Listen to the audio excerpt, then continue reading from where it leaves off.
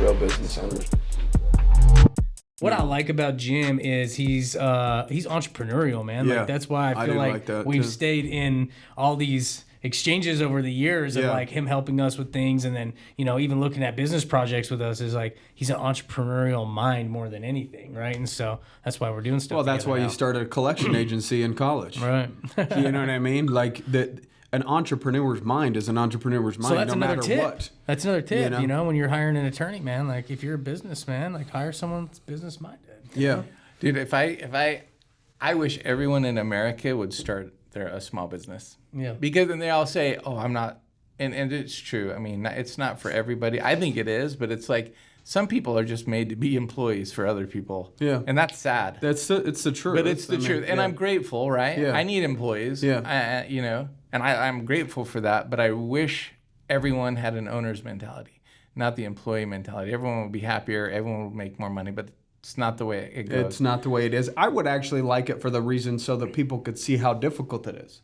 Yeah, and Right? that's why. Because America or a large majority of people are like, oh, they're a business owner. Like, you can go ahead and write a business owner off. They're lucky. They've got money. They've got it made. I just don't think that people understand how difficult it is and how many businesses struggle on a day-to-day basis. And some of these men and women that are running these businesses are working 60, 70, 80 hours a week, and they're still only making 30, 40, 50 totally. grand a year. Totally. Right? It's not all it's cracked up to be. You really have to go through some shit to hit some high levels in business to start making 100 grand, 200, 300, 400 grand. I've said this a few different times, and it's like beating a dead horse, but 64% of businesses either break even or lose money every single month. That shows you right there, that statistic alone, 36-ish, 37% of businesses are making money. And that doesn't mean a lot. Yeah, some of them are turning a Some profit. might only be making Some $5 businesses grand a look month. very successful, but a lot of money's going back into them, and the owners aren't even taking a paycheck yet. You know? Right. They're not taking a penny And out. I think Yeah. I think if everybody owned a business at one point and then understood how difficult it was, they would probably be a better employee. Because they would be like, holy shit, I want to step up and do whatever I can to help this person out because the amount of stress this individual is under on a day-to-day basis. This is, I would say, being a business owner is almost like a drug addict. Drug addict, the first thing they think about when they wake up is the drug. The last thing they think about before they go to bed is the drug. Entrepreneurship is the same curse. You wake up, one of the first things that you think about is your business. What am I going to do? Especially if you're not making money yet. If you're not making money yet, you're literally up late at night wondering how the hell you're going to make this work. What did I get myself? All of these thoughts, and you're going at it alone, right? Is what it feels like anyways, right? Because you're just like, I've got to create solutions for myself. And so I just don't think people really fully, truly understand the level of commitment, stress, discipline, hardships that business owners have to go through on a day-to-day basis. And if employees actually truly understood that, they wouldn't be that another headache in some cases, right? Because you have your core group that are amazing employees that make your life way easier. And then you have the bottom 10 or 20% that call in sick, that make excuses, that complain about how much they get paid, but yet they're the first one to call in sick. First one to clock out. First one, yeah, they want to clock out 10, 15 minutes early. It's a ghost town at their desk at 4:50 when it's not even 5 o'clock yet, but yet they're the first. You see what I'm saying? So if those people understood what it was like, they wouldn't put themselves in a situation where they're causing an additional stress to the entrepreneur. They would figure out how to take something off their plate. I'll tell you what, and I agree with that, except for the fact that it's kind of 80-20. It's like, because, I've said this for years, every time I speak, or it's like every person, every household is a business.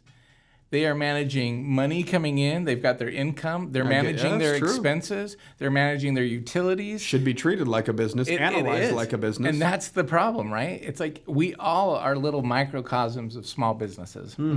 Every household in America. I like that. But they don't think about it like that. And if they ran their home like a business, how much more successful they would be if they got it, right? Because they need to switch from being a victim and an employee mentality. Yep. Not that they're the same, okay? I'm not trying to say that every employee isn't a victim, but you know what I'm saying. Yeah.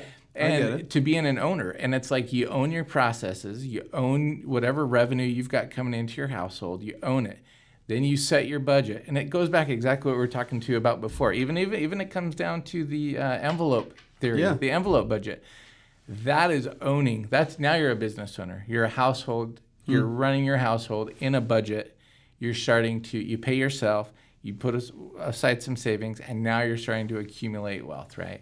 Well, then if you have kids, it's almost like like that. it's almost like employees. They're right? your employees. Parents should realize how hard it is to get employees to actually follow through and systemize things because it's hard to get It's your damn kids to do It's it, you the same know. thing. And so And they, it's they still a should drain. understand the struggle, right? Because it really is kind of the same.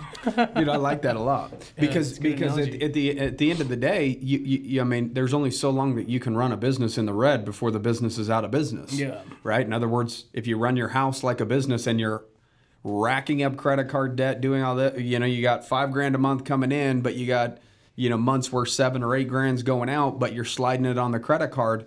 That wouldn't That's a be the bad right business. way to run a business because the business wouldn't be around long term if you operated it like that forever. So if you look at your $60,000 a year household income, as in that's the revenue that your business is generating, and you've got $3,000 in expenses for your business, right? Your life.